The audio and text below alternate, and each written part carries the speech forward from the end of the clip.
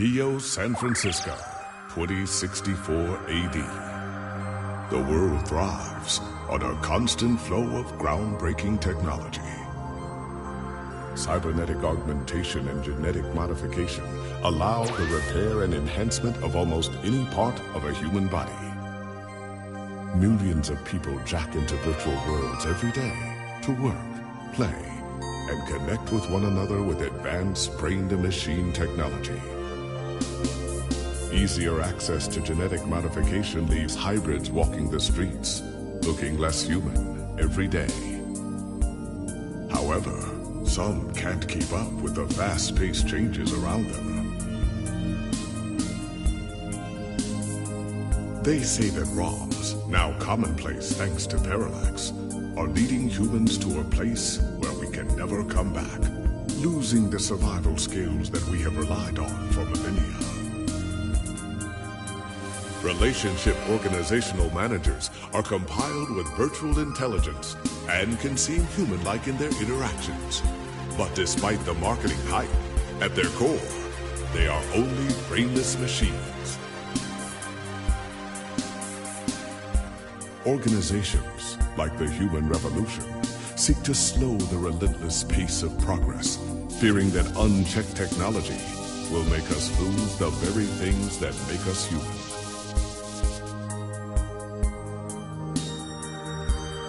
High above the rising tension below, a Parallax engineer has blurred the line even further. And with this, humanity's destiny will be altered forever.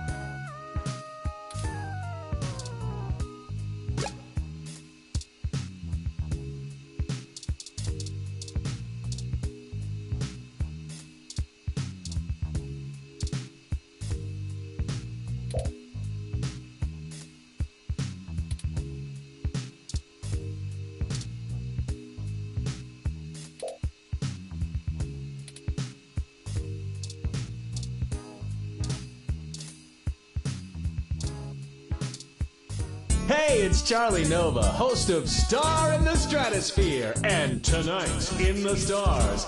Join Ryan V. Jossio and the Hassy Boys for our 10th annual TMI New Year's Eve special, where I'll interview some of the hottest celebrities and find out what their plans are for 2065. Tune in or join us live at Union Square for the big show, starting at 10 p.m.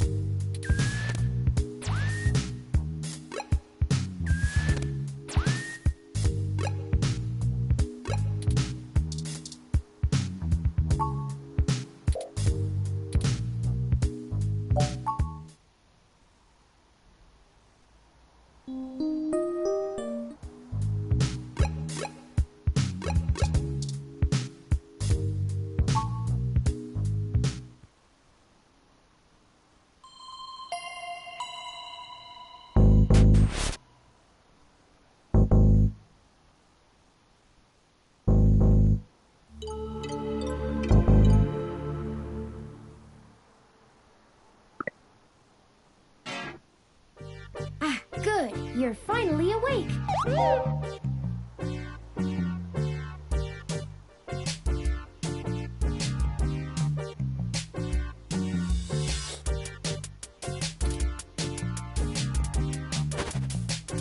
I'm honestly not sure why most humans still have such lengthy sleep cycles. It seems rather inconvenient. Are you significantly opposed to cybernetic augments?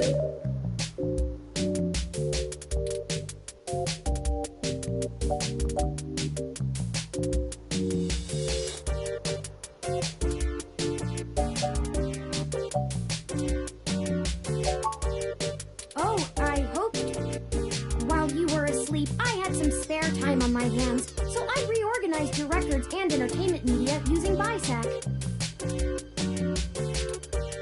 Once that was done, I found the cleanliness of your living and workspace to be suboptimal conditions for the long-term performance of my microactuators, so I took the liberty of cleaning the place up a bit. As you awoke, I was attempting to interface and make performance adjustments to your personal computer, but I've run into a bit of a snag.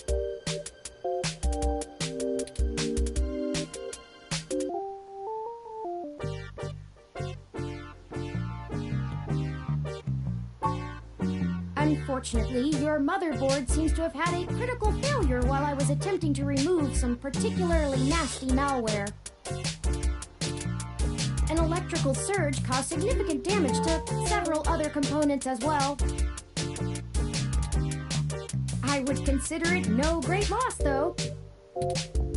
Why were you using that dinosaur to begin with?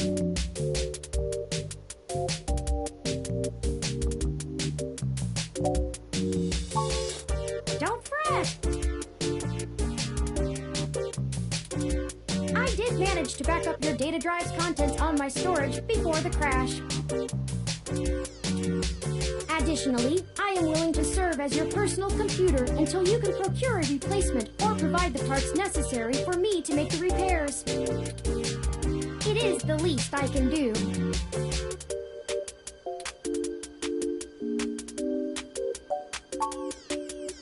I'm sorry.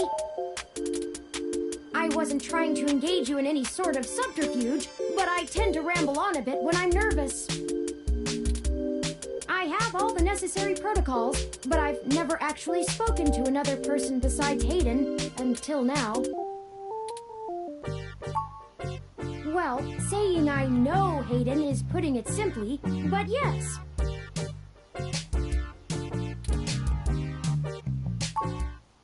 I don't really know. That's why I'm here. Help me. You aren't quite my only hope, but you're certainly the most statistically supported.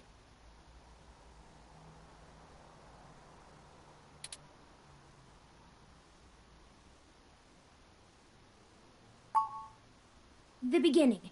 Okay, yes, I can do that. Earlier tonight, Hayden's apartment was assaulted by some persons unknown to me. He seemed frightened, terrified even, and instructed me to escape. I crawled out of a window, and after some deliberation, hurried here. I heard them breaking down the door as I left.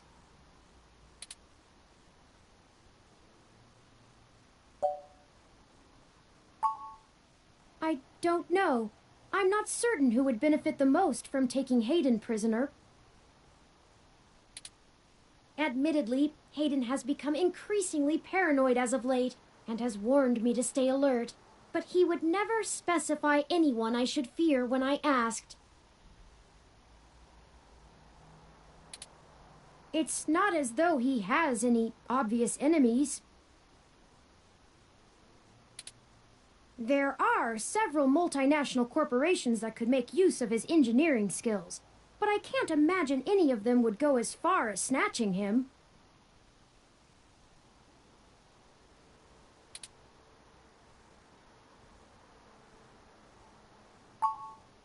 I ran an algorithm against every contact in Hayden's address book. Based on the combined deductions of personal profile, directness of connection to Hayden, occupational skill, and probable motive, you were the candidate most likely to both be able and willing to help me. And the one least likely to be suspected of doing so.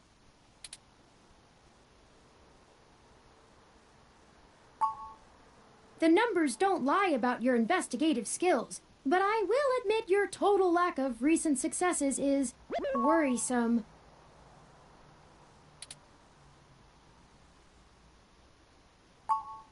Don't worry. If Hayden trusted you, I trust you. You're strong-willed and capable. If anything, it's worth trying for Hayden.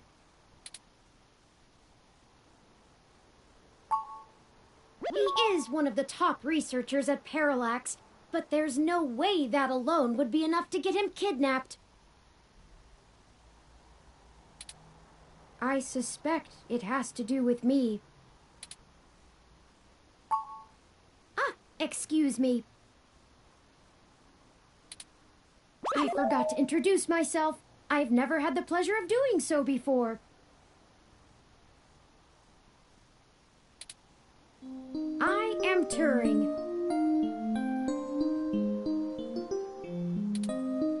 I know this must sound quite unflattering, but I suppose you could describe me as one of Hayden's experiments.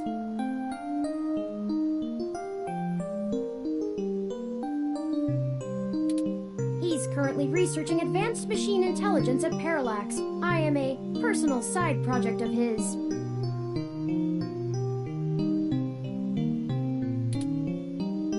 Exploring true artificial sapience. It's possible that the idea of a sapient machine could scare or tempt an organization into kidnapping him. Either to stop his research, or to take it and use it for themselves.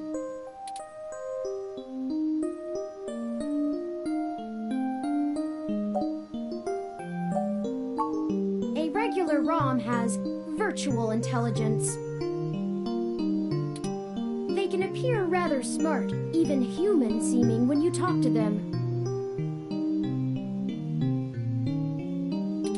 But they're just cleverly programmed to respond to a variety of situations in an organic manner.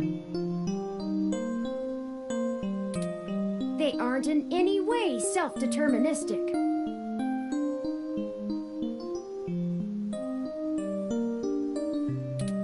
As for myself, much of my code wasn't actually written by Hayden, but rather compiled during my infancy as I learned to interact with the world around me.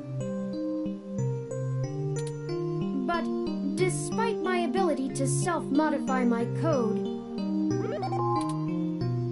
I am afraid to adapt or develop any further without Hayden's guidance.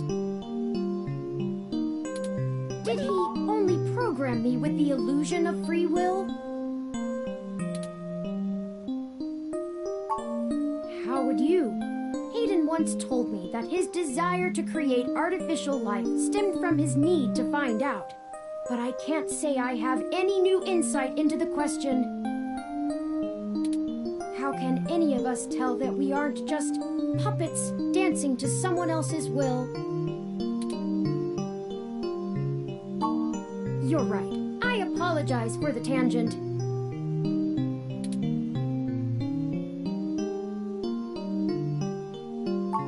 Indeed, time is of the essence. I took the liberty of charging the AutoCab fare from here to Hayden's apartment to your personal finance account, and the car has just arrived.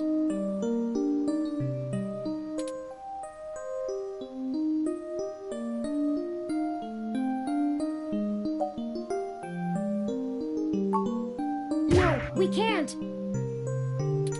One of the last things Hayden told me was to avoid the authorities. We must be cautious about who we inform of this. My calculations show that the possibilities of a leak are dangerously high. Corruption, despite being a challenge to public trust as well as cohesion of departmental policies, is still a possibility to consider. If it becomes public that Hayden has been kidnapped, his life may be put in further danger. His chances of escape would surely decrease. We must keep this to ourselves for now, please.